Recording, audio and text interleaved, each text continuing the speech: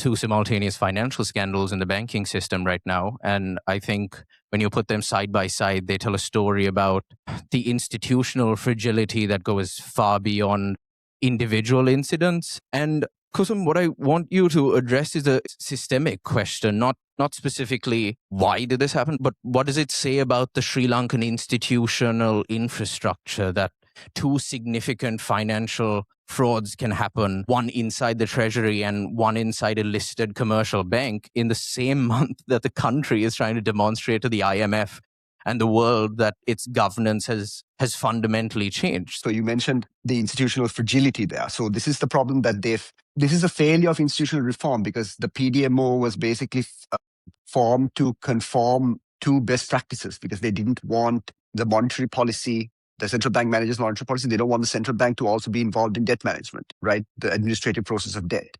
So then they said, let's take it out and put it on this new office, PDMO. So it's a globally recognized thing that they've done with the PDMO. But in that process, you have to then set it up. You have to resource it. You have to set in systems. You have to properly staff it. So the chairman of the Committee on Public Finances raised this several months ago. He said this institution is not manned properly. There's no adequate staffing. The people who have been staffed don't have the adequate qualifications, especially in the lower tier. People need to understand the banking system doesn't work in a way where you deposit your money and then your money is at risk of going away because the bank makes a bad loan, right? That's not the contract that you enter into with the bank. You enter into a contract where the bank keeps your money, pays you an interest. The bank doesn't say, we're going to take your money, we're going to lend part of it, and hopefully if we get that money back, we will give you your money.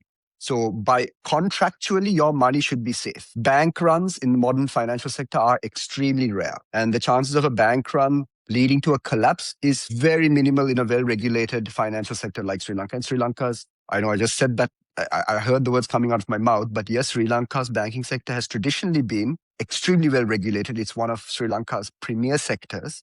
So that's why when something like this happens, there needs to be a very strong look at how these things happen. There needs to be, I'm not saying who needs to get fired. I'm not saying who needs to go. But if you don't see action taken and a very transparent process showing people how these things happened, there's a risk of it repeating itself.